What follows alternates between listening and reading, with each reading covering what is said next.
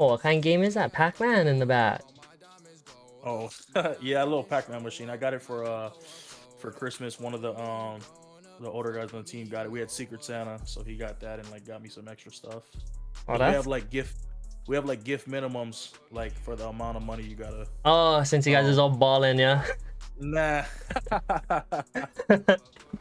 Introductions first. Everybody, I know Breiden from way back. We were classmates in intermediate school. And it's funny because like every time I ask this guy to like hang outside of school, he'd always be like, "Oh, bro, cannot? I'm practicing." I'm like, "Practicing for what, bro?" And he'd always be like, "Yeah, I go to NFL one day," and I'm just like, "Okay, yeah, sure, bro, okay."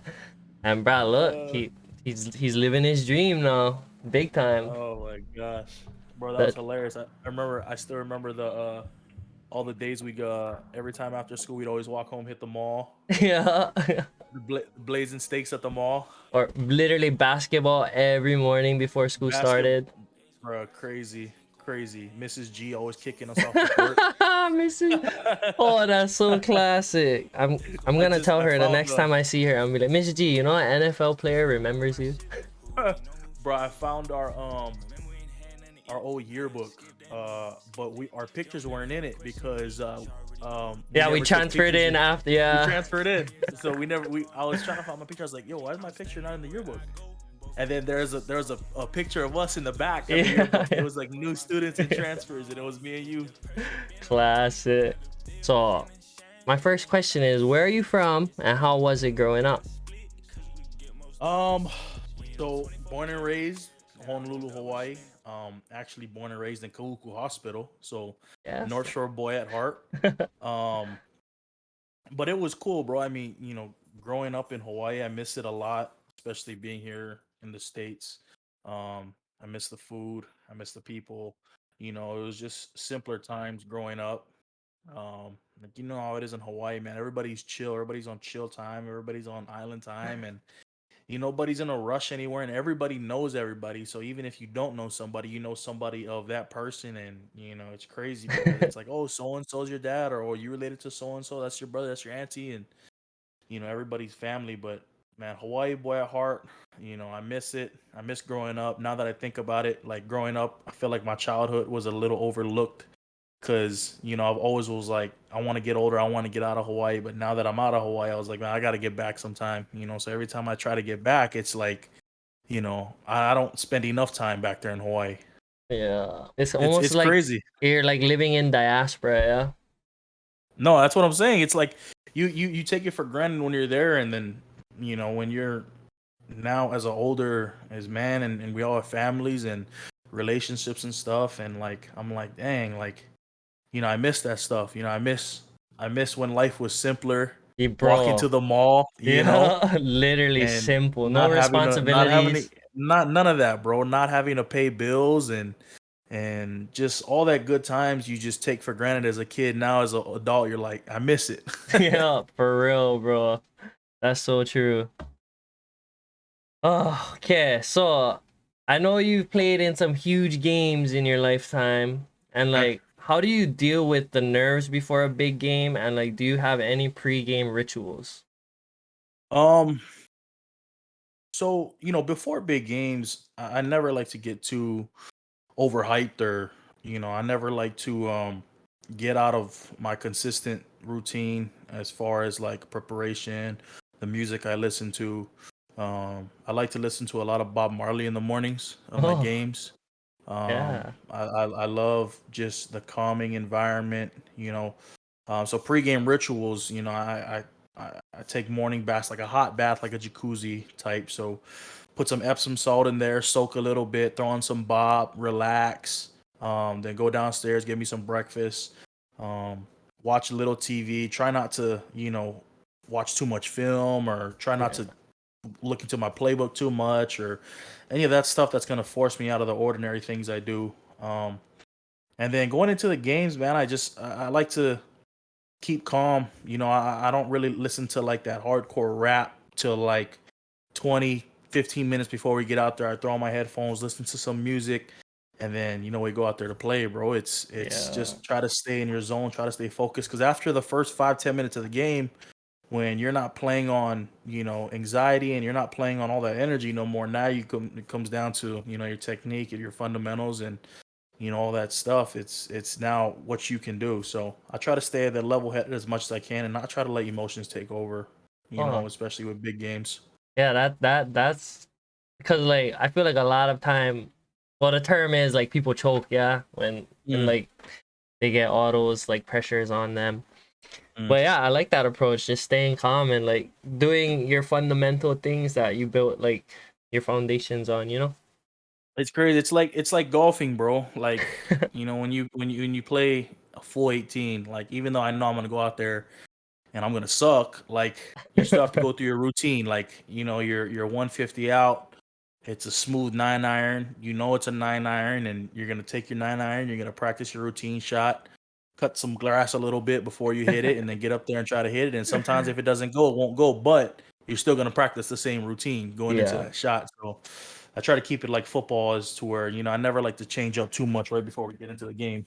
Yeah, I like that.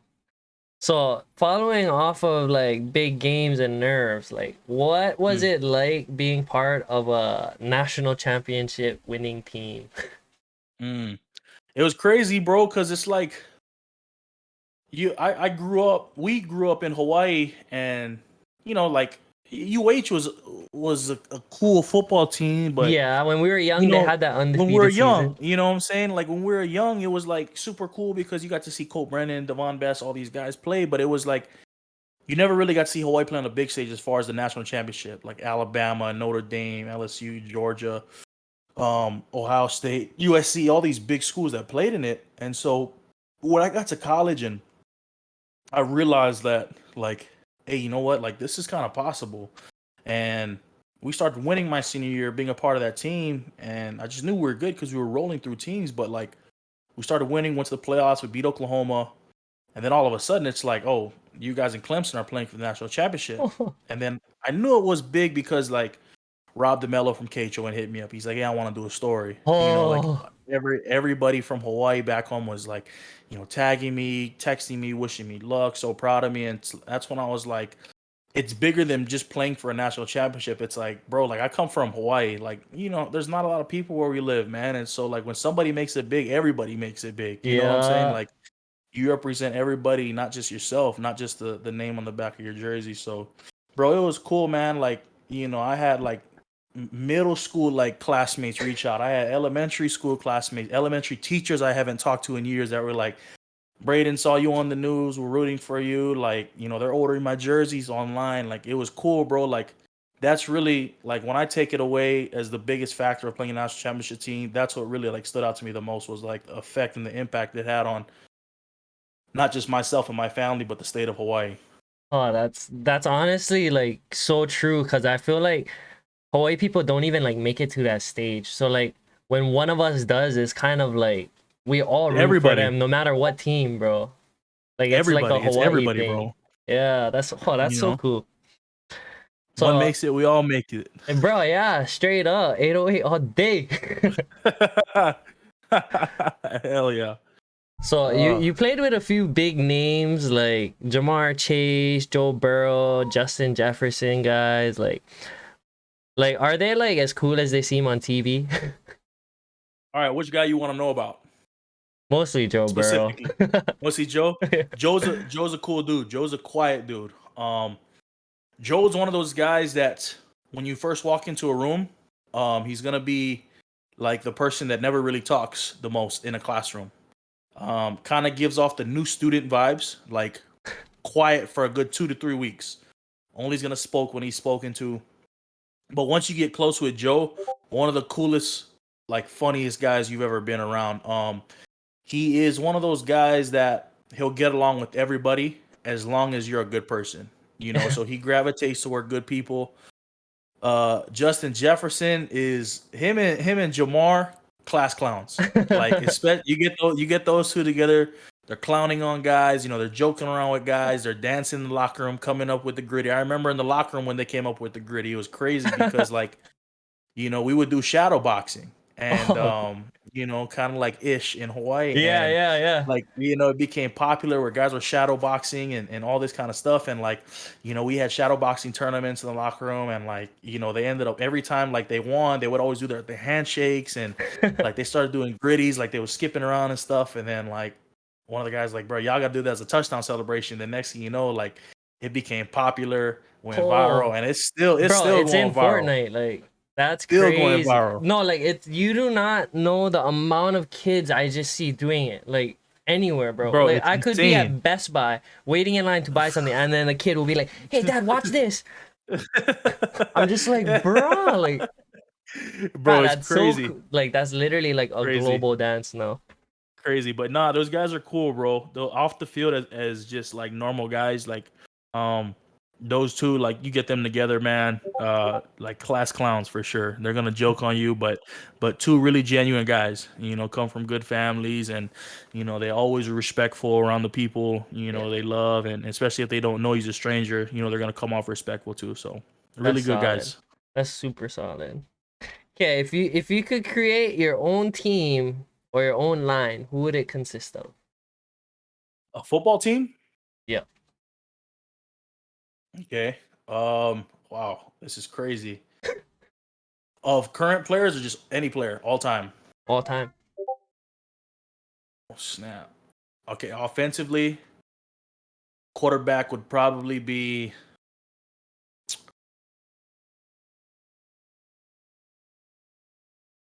Joe Montana, one of the winningest Oh, quarterbacks of all time. Joe Running back, Montana. No, Walter Payton. Running back, I love old school.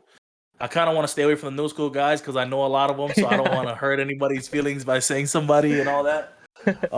No, I know too much guys. I'm friends with too much guys. And then wide receiver probably go Randy Moss, Bro, legend. Jerry Rice, Terrell Owens. And then defense, I mean, shoot, Aaron Donald, Lawrence Taylor, Warren Sapp, bro, just dog Ed Reed, Ray Lewis. All Just build a Hall dogs. of Fame team. Build a Yeah, Hall of Fame team, bro. yeah. Elite. Like, that would be crazy. Like, even getting to play with those guys too. Yeah, that would have been fun. That would have been fun. So, who are some of your biggest role models or somebody specific that you look up to?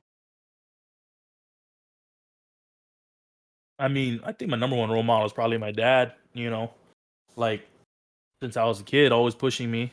Always like, bro. I used to hate it as a kid because like even you said at the beginning, like always wanted to hang out with my friends. Like every day after school, like I'd always see you guys that go hanging out. You guys would go to the park, go to the mall, chill out and stuff. And like, bro, my dad was there every day after school, pick me up. We go work out. We go lift. We go Hey, run. but now look, you're in the Yeah. NFL and we're still here chilling. Nah, we'd go do football stuff. And like, back then when I was a kid, I was like, man, bro, like felt like I missed out on a childhood, but like at the same time, like I appreciate like my dad for, seeing the vision that I didn't see as a kid now that I see I'm older, as I'm Yeah, older. And like it's just fun to see. And like that's why he's like my my hero, my inspiration, my role model, because like the things I thought I knew as a kid, like I was so off, yeah. like so off, like you think you know a lot when you're a kid and growing up, you think you've seen everything and you can do everything, but it's crazy now as an adult. Even I still don't know it all. I'm 26 years old, bro, and there's things where I'm like, I got it, but I really don't, and that's why I have good parents, a good dad to teach me and like be an inspiration along the way. Yeah, I like that. That's so true. Like what you said, you don't really realize like what your parents are telling you till you grow up. Cause like I was the same way. Like some of the things my papa would tell me, just like I would be pissed as a kid hearing it. But now I look at it and I'm just like, the kids this generation need to definitely hear it. Oh, for sure, bro. For sure. For sure. The generation now's worries me a little bit, Bro, I but trip. That's all I'm gonna it's say. it's it's insane, bro. It's insane. Like, oh, the way they talk to their parents, or like, Bro, it's crazy the way no they talk need to do teachers chores. nowadays, bro. Bro, I seen the video of that one boy just like cleaning his teacher out because she took away his switch, and I'm just like, bro, you know you're not even supposed to have a switch at school. Like, what? Bro, I remember back in the day, like we'd always have to go to the back roads to go fight. Like if there was a fight in school, that was like the thing of the year. Yeah, But then if there was a fight, it always had to take place outside of school in the back yeah, roads. And now I just see like kids fighting teachers. I was like, bro, this is bro. crazy, bro. That Crazy, no, crazy. you know if that tried to happen in Hawaii, like kids would stand up for the teacher. Oh, for sure, for sure. Like, No doubt, bro. No bro, doubt. what No are you doubt. doing? No doubt, bro. Generation worries me a little bit. Yeah, straight up. So like being in the NFL and all, you must have like a crazy schedule. Like, what is your schedule like during the off season and then versus like during the season? During the season. So like during the off season, bro, like it's a little more free. It's a little more um I don't want to say vacationy, but it's kind of just a lot of free time on your hands. So like in the off season now, like from when the season ended, our last game in the playoffs against Jacksonville up until like mid April, when teams start going back in the building for spring training and stuff, Yeah. I'm free. So like from January to April, I don't, I literally don't do anything all day. Mm, So there's nothing scheduled. Um, so that's where like individual time management comes into play to where, all right, a set schedule. I'm going to work out this time every day. I'm going to yeah. set aside this time to, stream or whatever. I'm going to go take a vacation during this time. Like if I wanted to go visit Italy, I could go visit Italy next week. Yeah. Right. But Yeah. then you always have to plan ahead to where, okay, you know what, if I visit Italy, that means I'm going to take a week off of workouts. Then I got to do this, then I got to do that. So, for me, I try to stick to my workout regimen. Right now, I'm working out 3 times a week, and then for the other 2 days, I'm not working out. It's like recovery. Yeah. Like I'll hop on the Peloton. I'll go hit the sauna. I'll Yeah. do like some type of like work where I'm Like not light working work. out, but I'm Yeah. light work. I'm Yeah. still staying active. I'll go to the range. I'll go play golf on those days. Blood Um, circulating. all that kind of stuff to just stay moving. And then like Yeah. during the season, we're busy from like 6:30 in the morning till like 6 at night. So Oh. it's like full 12-hour days. It's not even the 9 to 5. It's longer than that. And then, you have one day off a week. It's Tuesday, but um, Wednesday, Thursday, Friday, Saturday, Sunday, Monday is a work day. So like for us, right? Our like your guys' Monday for your work week is our Wednesday. So our work week starts on a Wednesday. Okay. And then like our Saturday, Sunday-ish is like Monday, Monday, Tuesday. Tuesday. Yeah. Yeah. And then we kind of back. So it's a little weird, but like during the season, we really don't have time to do anything. Like really no time to have free time and all that. So like during the off season, that's why if you see NFL players, they're like always in Mexico or Yeah. always doing, trips or Living. whatever. Or like when people see me playing games, I'm playing games all night, bro, because it's Yeah. like, I don't have nothing to do. And then when it's time to like, get in season, get back to the grind, like I gotta put this off to the side. But I've Yeah. tried to be better about, streaming, producing content, being better during the season. Yeah. Because I feel like that's when you can get the most like Content. interactions Yeah. and Yeah. and you can get the most, clicks and likes and shares, especially when you're And playing like football. especially So like for you, you can actually like use your platform during your for season, you sure. know? For sure. That's Yeah. when everybody's watching. Yeah. Nobody really cares in the off season when football's not in season. Everybody cares when you're playing on Sundays. So Yeah. no, it's cool, bro. It's cool. Having a lot of free time in the off season. That's why I really try to take my streaming to the next level this, off season right now is because it's like I don't have that much time come fall time, come summer. So I'm trying to do it now. Yeah. I just hit affiliate, something I'm really Yup. happy about, catching Congrats. subs, appreciate it. And, just kind of sticking to the process of like, okay, I got to do this. I'm going to do it. Cool. Then Yeah. now the next thing is like building this, building that, building that. Yeah. So I recall you saying like maybe like 20 minutes before is when you start listening to like that music that pumps you up. Like Mm. what is that one song that will pump you up before any situation? Oh, bro, that's a good question. Oh, that's a really good question. So I think one song, let me pull up my phone right now and get my playlist. So this year, before I take the field, about 20 minutes out, um, I gotta put on Hotel Lobby by Quavo and Takeoff. Oh. Uh, that was like, this year, and then especially like, man, when when like, when the whole thing with, Takeoff happened and all that, Yeah. um, like bro, it was like it hit different for me because that was like my pregame song. Like every time we come back in the locker room after warm ups, it was like I was just like, oh, it's time to go. So like that was like the go to. Like right before we get out, right before coach calls it up, we hit out the locker room, hotel lobby's like blasting in my headphones, and I'm ready to go. Yeah, hey, that's a banger, bro. Banger for sure. So, did you ever have a lot of pressure on you, like growing up, since you come from like such a huge football family? Like, was this Hmm. kind of like your only like option?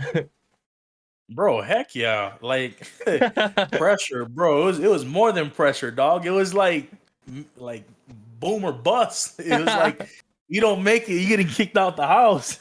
Now it wasn't that serious, but like there was for sure pressure, bro, cuz like I had three older brothers, all made it, Yeah, all big names, all did their thing in football, and it was like when I was in middle school, when we was in middle school, actually, like I was on my own. Like all my brothers had left the college, so like I was the only one in the house with my mom and dad. yeah. And it was kind of weird because it was like, bro, you remember in the middle school, it was like I was like semi-athletic, but like I was still kind of chubby. I was still like finding my way. Like I wasn't like I was strong, but I wasn't like built. Hey, Like I'm it pretty was sure you still hold the bench press record at our intermediate school.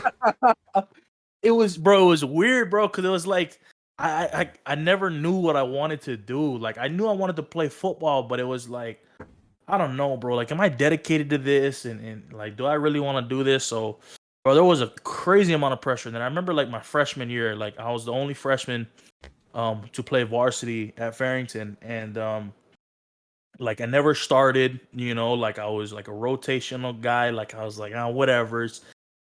Sophomore year, same thing. I started. It was like, all right. Then it was like, oh man, like people were like, nah, he's not good. Like Mm. he's a bust. Like all the hype about him and his brothers, and like he's not gonna be as good. He's like a loser, whatever.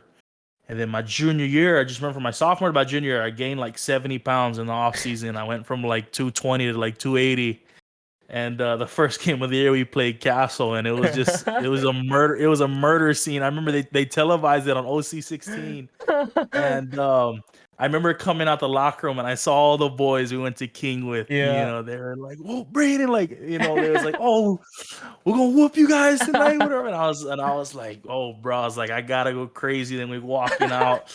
I saw like the girls who went to school. They were cheerleaders. I was like, "Oh, bro, I gotta put on a show tonight, bro." And Yeah. like it was crazy. I went crazy against Castle, and like that was the start. And after that game, we played Kamehameha. I went crazy, and like the rest of the year ended up actually kickstarting my year, and freaking the rest is history from there. Yeah. It's funny how everything works out. Everything goes full circle. That's so big time, bro. So, like, what other play or did you play any other sports in high school? I played basketball my first 2 years, and then I ran track. Well, not ran. I threw shot put and discus. I didn't run track. But I did basketball, and like, bro, I remember one day like practice my sophomore year. My dad picks me up, and he's like, "You just need to like figure out what you're doing because you're bullshitting right now. Like this ain't helping you. You're not gonna play basketball in college. So what are you doing this for?" And Oh, that's really the day I was like, yeah, and I got to start taking this football shit seriously. yeah. And so, like, that's when I kind of shifted the focus, started gaining weight, gaining muscle, finding the player I want to be. And then, boom, that's why I Yeah. was like, transition from basketball and shot put and discus to just strictly football. Yeah. Yeah. So, if you weren't in the NFL, what do you think Breiden Fehoko would be doing? It's a good question. Bro, honestly, okay, I got three things. I think one, I'd for sure be on TV doing something, whether it's like a sports anchor in Hawaii or a color commentator on ESPN or something. I knew I'd be doing something on TV. I've always wanted to do that since I was a kid. Number two, I think I'd have a good like career with like um I wouldn't want to say like a specifically like a chef, but um like a grill master. You know what I'm Oh, saying? Like okay. Yeah. someone who produces like cooking content. I feel like that's what I'd be good at. That's what I'd be Yeah. doing if I wasn't like you know a guy that played football. There's this guy on YouTube. Oh, I forgot his name, but all he does is cook Wagyu steak. Oh, It's like Gooba, something like that. It starts with a G. Um, but like what he does and how much money he makes off his content just cooking and stuff is insane. And then 3, I think I'd be like good at like fixing stuff. I'm pretty handy like with tools. Like growing up, my grandfather like always did yard work. He always did like construction, like just always fixing stuff. There was his car, something around the yeah. house, in the garage. So like I grew up around him doing that kind of stuff. And then knowing how to like put stuff together, I'm good at that. So like those 3 things: TV, cooking, or like I want Problem to say solving, carpentry. huh? Yeah, Yeah, easy, bro. I like that. So I know like NFL players, they typically retire like younger than like most people do. Like Hmm. I'm not saying you're gonna retire soon, but like have you put any thought into plans after retirement? Like what do you want to do after football? So like I want to make as much money as I can so that I don't have to work after football. And so like the rest of my days I can just golf like all these quarterbacks that make a ton of money. But like I think what I'd want to do eventually down the road one day is coach again. But not at the college or NFL level. I'd want to coach high school football. Mm. Um, maybe come back to Hawaii for a year or two and coach Farrington, Uh-huh. bring a state championship, and I think that would be really cool. It's something that kind of like my way of giving back. And then, if it's not coaching, then for sure getting in the, TV and sports and, Yeah. um, working on the sidelines because I want to be involved with football after Yeah. I'm done playing football, but I don't want to be hands on as far as like coaching, Mm. because coaching in the NFL and coaching in college is just as physically draining as playing. You're on your Yeah. feet all day, bro. You're moving. They're Mentally actually the too. coaches mentally draining, bro. And the Yeah. coaches are there longer than us. They're there from 6 to like 10 at night. And so those 2 things I kind of want to do. I want to actually like build this streaming stuff up because like one of my teammates, Austin Eckler, he like has Mm. built his like content, his off-season brand Yeah. off of streaming. He Yeah. started off streaming, he started off playing Fortnite, wasn't good at it, but like he was one of the first guys in the NFL to like kind of brand himself on Twitch. Yeah. And then take his content he built off of that and like kind of made his own AE30, his brand, his Yeah. YouTube. Yeah. Now he just strictly does like Instagram. Like now he's getting paid for like ads, promoted Yep. stuff like that. And like that's what I kind of want to do. I want to be able to build my brand to where like they know the name, they know the logo, and like that's what I can do. That's what I can make money off. Yeah, Yeah. I know I still got to work one day and have a job or something, but it'd be nice to have like that extra income on the side. Like how Twitch is. You could Yep. build a profit monthly off of that, but why not go even further? Why Yeah. not be able to be a sponsored, advertiser for somebody, a big Yeah. name brand, or be able to bring in money like that. For real. I like that. That's honestly like kind of what I'm trying to do too with this whole Twitch thing. It's a lot of money out there to make, bro. I will say that. Like I was looking at Nick Mark's stats, excuse Oh, me, and what he makes per stream, unreal. crazy, crazy. And it's like I wouldn't even need to like get those numbers to be satisfied.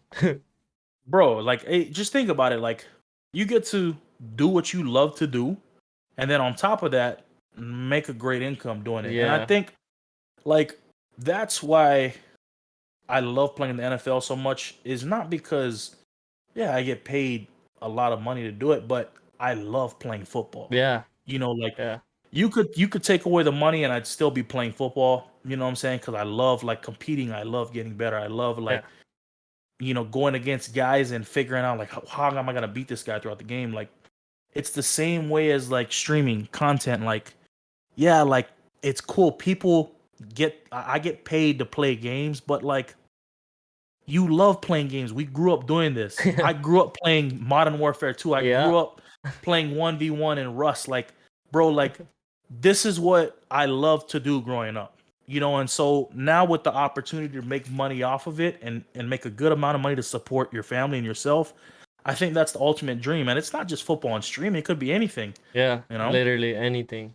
You can stream Anything, bro. cooking. I'm probably gonna start stream, or I know I'm definitely gonna stream when I harvest my loti. It's almost ready. That's fire. That sounds Yeah, fire. I'm gonna That do a sounds fire. farming stream. That'd be ideal.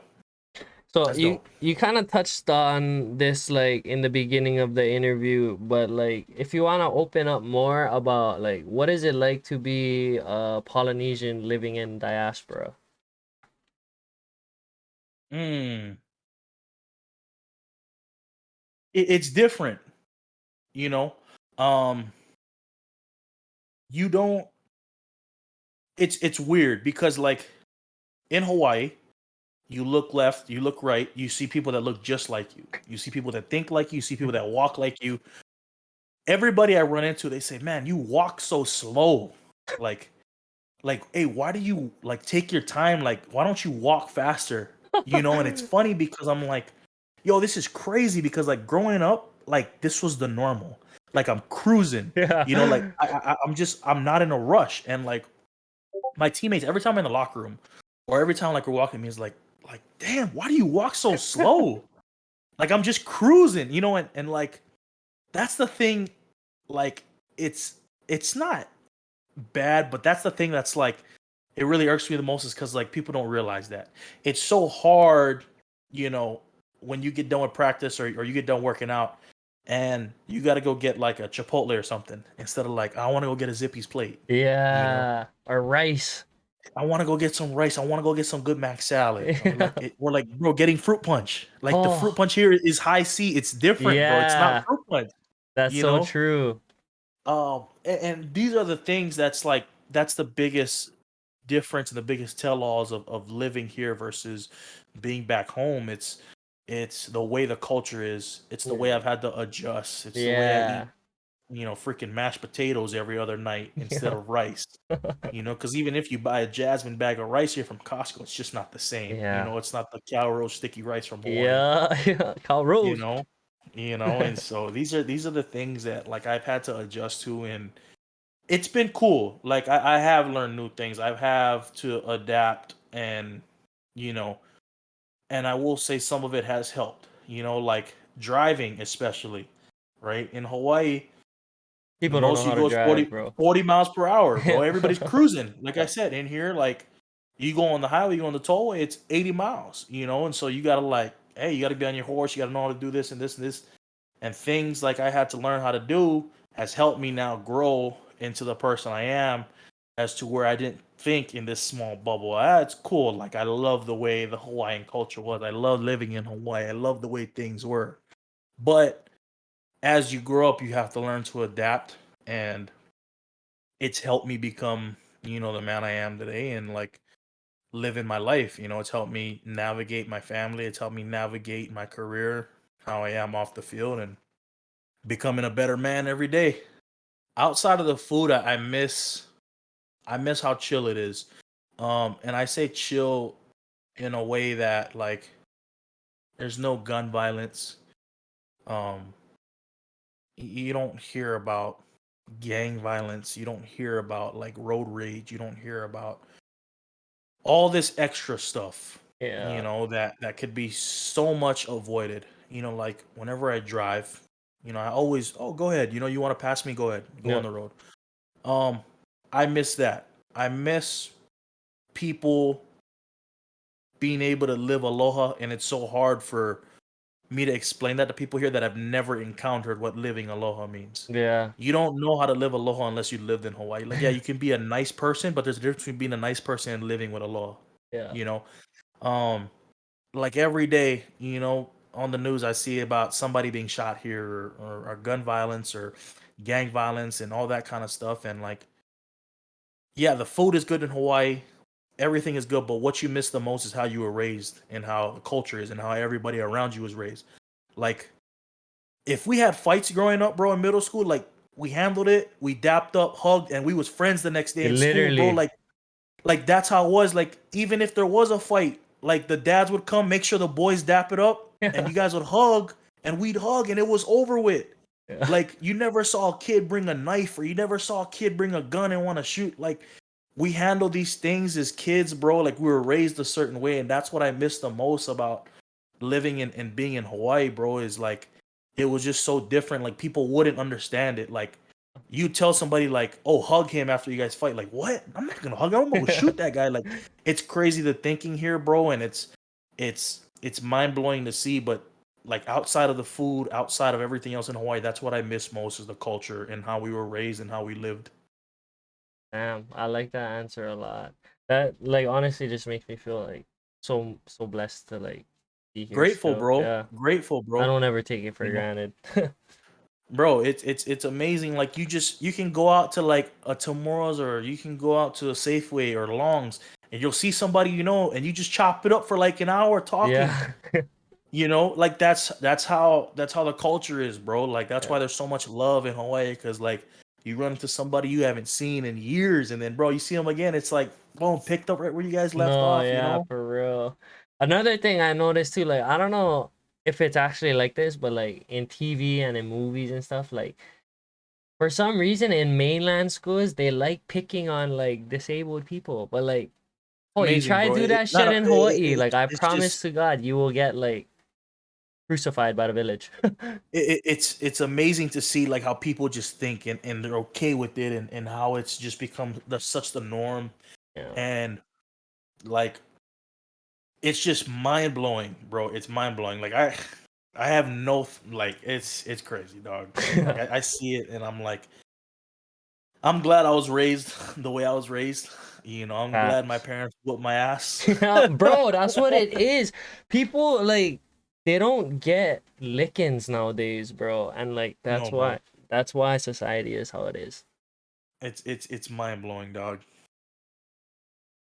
So, like I know you've been transitioning into Twitch and getting into the streaming space. How has your Twitch journey been so far? And what's your favorite games you've been playing? Ooh, good question. So I think the favorite thing about my Twitch journey is still trying to adjust on like being able to use technology in my favor. So like, Yeah. you know, like every time I watch your stream, you know, you have the different sources, you have the different gifs and all the images, you have icons you use, you know, you have emotes and like all this stuff. Like there's so much things you can do with your Twitch. Like I'm still learning that, like, and I think that's cool, bro. And like, you know, one of my guys that subs to my channels, he's kind of helped me build my Twitch. C underscore shocker is or Christian is his name. He's helped me like kind of build it like, oh, this is like kind of some overlayers. You should use some sources. Like I never knew this stuff. Yeah. You know, like when I started streaming last year, it was kind of low key. It was just a webcam hooked up to my Xbox. I would have like my computer on the side that pulled up like my stream manager dashboard. And, like that's how I played. You know, now I have like the PC. I have, you know, it's custom built. I have my Yeah. monitors, you know, I have everything, you know, like the capture cards, all that kind of stuff. And so like I'm starting to learn about it. You know, I have like a legit microphone now and like, you know, webcam, lighting. I've invested in all this stuff and like it's Yeah. become so cool to me that like I can take this thing to another level. And that's been my favorite part about it is like there's so much roads that you can go into that it never ends. You Yeah. know, you can always make it better, you Yeah. know. And you can grow doing it. And so that's been my favorite thing about being on Twitch and then, you know, playing games, Call of Duty, Fortnite, um, the new Hogwarts has been a really fun game. I'm a Yeah. big single player guy that you know I love playing big map single player games. You know GTA was one of them. I wish they had an online. I know they're gonna do some mods for the Hogwarts. I'm hearing about you know some modded lobbies, whatever. Looking forward to if they do that. But I gotta expand my game because like going from Xbox to PC, like I still use my control for PC like Call of Duty and stuff just because I'm kind of figuring out, you know, mouse and keyboard. I can do it a little bit, like if I play like, you know, campaign or something, but like in an online competing environment, like on Warzone or something, I gotta pull out my, you Yeah. know, control because it's a process. But still trying to figure out what games like I want to play like on PC that I Yeah. played on Xbox. Because you know, there's a lot like FIFA, Rocket League. Bro, everything. Um, I did the Division on the Xbox. So like there's a lot of games that I really liked, you know, Knockout City, all that kind of stuff that I was like, oh, this is a really cool game for me. Like I got to learn it. And so, you know, those are some games that I love playing every day. And I think for me, those games are the most popular, so they're easy to relate to people that come on my stream, that follow me, that sub to me. That's like, hey, build this class on Call of Duty, or hey, check out this in Fortnite, or hey, did you try this with your Hogwarts character, whatever. It's just easy to relate to the people that follow and watch my content. Like when you first got into the NFL, was there any kind of like hazing done to you on your rookie season? Bro, what? They don't call it hazing no more. You get in trouble, but nah, for sure there was initiation. They like to call it. Bro, rookie dinner, rookie meals, snacks, like taking the older guys' cars to go wash every Friday, driving, being a DD for the guys on the weekend, so you don't have a weekend, so you have to be the DD. I remember my rookie year. It was a bye week, so we had the week off, and it was like a Saturday night. And in Orange County in California, it's a really nice place. Like good food, good bars, 5-star restaurants, top of the line. Like you can go to like a Nobu. I don't know if you've ever heard of Nobu, but it's like one of the top restaurants. And it's a really good night scene. So I'm chilling one night, and I'm at my apartment in California in Newport Beach, and playing games, whatever, watching TV, Netflix. I get a call from one of my teammates. I won't name him, but I get a call, and he's like, "Hey, I ordered you an Uber. You got to come out and drive us the rest of the night. Or if you don't, you're gonna have to order food for us every day for the next month, like for the whole D-line room." And when they put food orders, you can't limit what they want to order. So if they want to order Ruth Chris for like lunch that day, you got to go get Ruth Chris. So I was like, all right, whatever. So get out the Uber. The Uber Black is there. Takes me down to Nobu. And like the guys are having blast. They got sushi, they got Wagyu over there like on the table, wasabi, you name it, they got it, like top of the line stuff, salmon, cod, all that, steak. And mind you, these guys are ordering wine bottles up the ass, like expensive. They're ordering Dom Perignon, they got Don Julio, everything. So they get done. I'm DD. I'm just chilling there. I got to eat, which was cool. So the car, he's like the valet guy goes, "Hey, your ticket." My teammate gives me a ticket, and car pulls around, and it's a Rolls Royce Phantom. And so he's like, "Drive." And I'm like, "Okay, where we headed? To your house?" Because I knew his house was 5 minutes away. He's like, "No, we're going up to LA. So I need you to drive us there, up to LA. And then they were gonna go to a club out in LA, and so I had to wait and then drive them back." So number one, I'm already pissed off because I was at home chilling on a Saturday night, enjoying my week off. So I got to drive these guys up to LA. Number two, I'm scared as shit because I'm driving a Rolls Royce Phantom. If I even get a scratch on this thing, bro, I'm cooked. Yeah. Like I'm cooked. So 3 of them, it's 4 of us. I'm driving 3 of them, bro. They're all chilling, having a blast. We're driving up. And the whole time, like, we're going up to LA, I'm just like this, 2 hands on the wheel in the Phantom. My boy's in the passenger seat. He's like, "Man, relax, dog." Like, I'm like, "Nah, I'm good. Y'all boys have fun. I'm driving." And like that was one thing. Every Friday, I had to take a lot of the older guys. I would take their cars to go get it detailed and stuff. I would have to order food on Thursday nights, for the guys. If they wanted Ruth Chris, I'd have to get it. They wanted Popeyes before the plane every week. I had to get it. If they wanted to go get hibachi catered to the facility, I had to order it. Bruh. Things of that nature. But they did take care of me. Like for Christmas, I got a Louis V duffel. I got like a $800 flight voucher on American. Like I got taken care of, so it was cool. It worked out. Yeah. And then like now that I'm older, whenever we get the rookie guys, like I see it now. So like this past year, I had one of our rookies every week. I was like, "Hey, make sure this fridge is filled with Pellegrino water." And he was like, "Man, I spend $400 a week on just water for the fridge." I'm like, "Hey, you can do that, or you can order us food every day. Pick which one you want." So he was like, his first week, he was like, "Man, F that. I'm not gonna spend $400. I'm gonna just go whatever y'all want to eat every day." So he was like, "Oh, okay, cool." So for the next 2-3 weeks, he orders food every day. So like we come to meetings, and I tell the guys like, "Hey, what you want to eat today?" So the first few days was cool. They were like, "Hey, get us some canes, some fried chicken." Yeah. The next day I was like, "Oh, get us some pizza or whatever." And then like cheap got to the stuff, weekend, Yeah, it got to the weekend. It was Friday night, and we were like, "Hey, so where you at?" He's like, "Oh, my girl's in town, and we're going to dinner." He's like, "Okay, where we eating at?" And he's like, "No, I got y'all." And he's like, "No, you didn't buy us food today, so where we eating at?" So he was like, "Oh, I'm at the Ruth Chris out on Oceanside." Oh, we all pulled up, 6 of us. I was like, "All right, cool."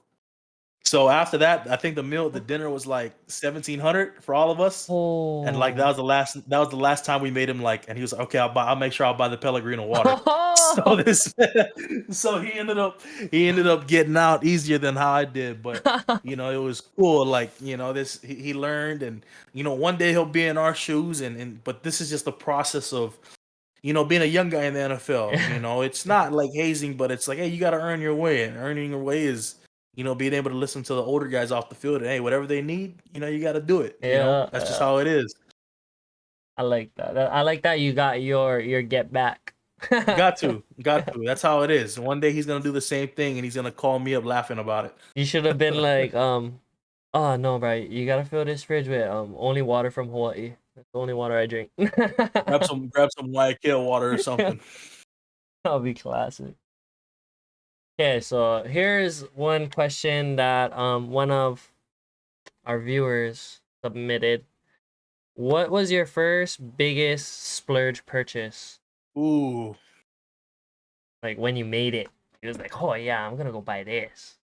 Yeah, so I really loved Balenciaga growing up, right? Like I was, growing up in Hawaii, I never had designer stuff. So I got to the NFL and I got my first game check, and like my rookie year, I wasn't drafted, so like I didn't sign for a lot of money coming out of college. I signed for like minimum as an undrafted free agent.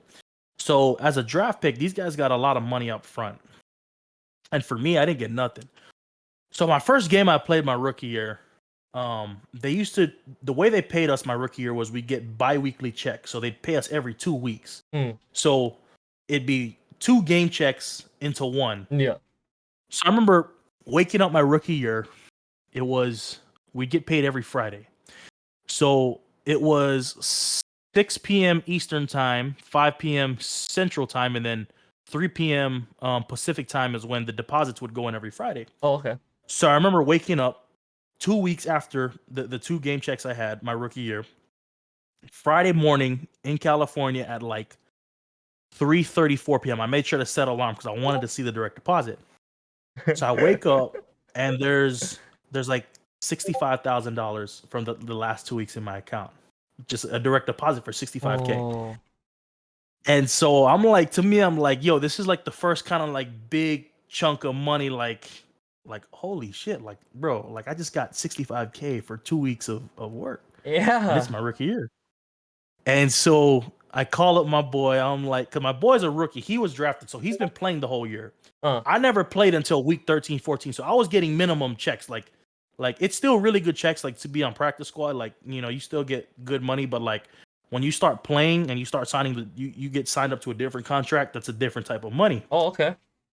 I called my boy Gabe and I'm like, bro, you been getting these checks every 2 weeks? He's like, yeah, bro. Like, yeah, it's amazing, right? And I'm like, bro, this is amazing. And so I was like, hey, you trying to hit the mall? So in California, in Orange County, in Costa Mesa, there's a mall called South Coast Plaza. And it's a high end, it's a designer only mall. Like one side of the mall is like they have like your Champs, Foot Locker, Bath and Body Works, your normal shops, Victoria's Secrets. And then the other half of the mall is your Louis V, your Balenciaga, I mean, Michael Kors, whatever, you name it, Dior. So we get to the mall and go to Balenciaga. He's like, you like Balenciaga? I was like, hell yeah. He's like, go get something. I was like, nah, bro. And he was like, open up your phone. I opened up my phone. He's like, pull up your Wells Fargo. I looked at Wells Fargo. He's like, you think that's going to hurt your account? I was like, nah, it ain't. So he's like, all right, go get something. So I go in there. I really love Balenciaga, the runners with no laces, the socks, the sock runners. Yeah. So I go in there. I'm like, can I get these right here? They're like $1,200. And so like, boom, try them on. I was like, okay, cool, I'll take them. Going, guys like, total, sir, $1,300. Put in my card. Boom, approved. Receipt. Cool. No like, no approval, nothing. No call from the bank, nothing like that. I'm like, oh shit, like this is crazy, bro. Like Yeah, especially coming from Hawaii, bro. Like, coming from Hawaii, bro. It's like I just put in my card. That's it. Like it's not even a credit card. This is like a debit card. Like I just put in my debit card, and he's like, "Oh, here you go, sir. Here's your receipt." So I ended up buying that. I got like a whole outfit. I went to Louis V. I got me a Louis V backpack. I got some Gucci shades, and I ended up spending like $7,000-8,000 at the mall that day. Like it was a span of like 2-3 days, but like I went crazy. yeah, I was like, okay. I was like, okay. Let I me gotta chill. chill. Like, Yeah, yeah. Let me chill. But I didn't buy like a car. I didn't, get a house. Like the house I'm in now, I didn't get till my second year in the NFL. But like when I first got like my big money in the NFL, like that's what I was like, okay. I bought some, some nice clothes, some nice shoes, bag, whatever, and it yeah, was cool. And then I waited till like my second year when I started playing more. Then this past year when I played, the whole season, to like, okay, let me put a down payment on a house. yeah, Let me go. I just got a new car. I waited until, I started having enough money to be like, all right, I yeah. can do this now. And, now I'm a lot more smarter with money with my financial advisor and stuff like that. But yeah, that was my first big purchase, man. A couple shoes, a couple designer clothes, a bag, and some shades, bro. Oh, that must have felt so good, especially like coming from the practice squad and then like getting that first big check, and you're like, oh, and Yeah. this is what you guys get. Fuck all you guys making me buy all the shit. Bro, because it's like it's crazy because in the NFL, like if you're a practice squad guy, you like my rookie year, practice squad a week, you would get it was $9,000 a week. So you're getting 9,000, but that was before taxes. Okay, So then you have to pay your play taxes. into where you are, and especially in California, the taxes suck. Yeah. Oh, is that why you live in? Um, yeah. So for me, it was like 9,000 a week after taxes. I'd see like $4,000. You know, you get taxed more than half your check in California. Yes, bro, it's crazy. Um, but but for me, it was like, oh, this is good money. Like I'm getting $4,000 a week. Like, but then you have to realize that we as football players only get paid 17 weeks throughout the year. So like right now, bro, in the off season, I'm not getting paid. So I got to make my money that I made, yeah, which is a lot in that short amount of time in the season, like stretch. Yeah, Like yeah, yeah, it's a lot of money, but you also have to remember, like, bro, I don't get this kind of money like from January to, August. yeah, I only get that yeah, money from September to January or September to December. So yeah. Gotta be it all smart with it. balances Yeah. out. Gotta be smart. Gotta be smart. Oh, that's nuts though. That California taxes. Bro, I get taxed more than 50% of my check in California. It's insane. Insane, bro. When I think about like the big money guys on our team, like the guys who make like, say for example, I mean, Joey Bosa makes $26 million a year, right? So I mean, the thing about NFL guys is you can go look up our contracts. They're all public. Yeah. We're union workers. It's all Yeah. online. So like 26 mil divided by what 17 is, I mean, the guy makes like close to $2 million a week, So you got to see the tax. Those guys pay about, Millions and bro, yeah, like 12-10 million dollars in taxes, bro. Like it's insane. Like yeah, the more money you make, the more they people don't take. realize the more they take, bro. And like people like, you make all this money. I'm like, bro, like I just did taxes, and to see what I paid in taxes it's Hey, crazy. it'll be But more than you made. oh, it's crazy, bro. So how many years have you been playing in the NFL? I just got done my third year, so I'm going into my fourth year right now. Oh, that's a big dog. So it's been Oh, cool, bro. It's been cool. It's been yeah. nice. So like, what were some of the biggest lessons you learned throughout your? Be patient. Um, don't rush the process. If your time comes, it comes. If it doesn't come, don't force it. Because everybody's timing is different. Um, like for me, I can't look at the guys who make 25-26 million dollars a year on my team and be like, I want that. I'm not in that level yet. I'm not in that realm. I can't compare my situation to them. And that's been the biggest thing for me is understanding like I'm not gonna be them. They're not gonna be me, and we're all not running the same race. We're all gonna end up at different destinations in our lifetime, and so I had to take a step back as a younger athlete and be able to say, you know what, I got to be patient. I got to humble myself, and I gotta let things work out how they're gonna work out instead of trying to force them. Yeah. You know, once you start trying to control what you can't control, that's when things go bad for you. Yeah. Like my first year in the league, I was like, I should have been playing more. I was better than this guy, or I should have been doing this. But at the end of the day, those guys, like I said, their past and their race is so much more different than yours. Like, and that's why a lot of young guys like they tend to slip up, is because they try to compare their circumstances and their situation with other guys in their Yeah. position, and they think it's the same, but everybody's different. And so that's Yeah. helped me, be able to just be a guy that was overlooked and undrafted, be able to last so long, is because I just do what I had to do and let everything else control itself. Let it Yeah. happen how it's gonna be. Destiny's not gonna change for you or for anybody else. Whatever's set in stone is gonna happen. We have a have a guest from the chat. Any gold diggers or thoughts along the journey? Yeah, for sure, bro. That's why I'm getting married now, is because I didn't wanna have to be the guy that is like struggling to find love because of they knew I made money. They knew I had nice stuff, and like for me, I didn't want to be the guy that it's fun, right? You live a single life, bachelor, but bro, that shit dies out. Yeah. Like you're For gonna real. be Real 31, fast. 32 years old, and you're gonna be like, I'm tired of living this life. I'm tired of chasing the nightlife. I'm tired of doing this and this. And like as a younger guy in the NFL, bro, there was a lot of them. Like I lived in LA for half the year. I know like there's gold diggers all over the place, bro. Like you drive a nice car, they don't even ask if you're an athlete. They just know you have money, and it's crazy. And so, to me, that's why I wanted to settle down earlier and younger than I wanted to, is because I knew like these situations, if I got into them, would put me in some trouble that I didn't want to be in.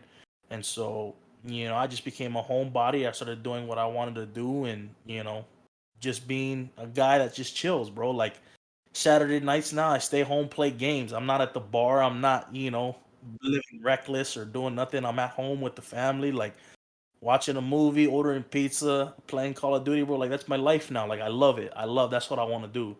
I know that I'm not gonna be a guy that is gonna show up on ESPN for reckless driving, for a DUI, for hitting somebody at the bar, for doing something that I shouldn't be doing. And so that's helped me along the way of like, hey, this is the crowd you got to stay away from, and being level-headed, being humble, being at the right place at the right time has helped me just kind of become the man I am. Uh, at what point in your journey did you realize like I could go? I always knew I had the ability to do it, but I didn't start realizing it till like in college, when like we'd be at practice, and NFL scouts always came to watch our practices, and then the Buccaneers, Jaguars, you name it, they were at a practice. I remember like after practice at LSU, like a couple scouts would stop me and be like, "Hey, Fehoko, keep working hard."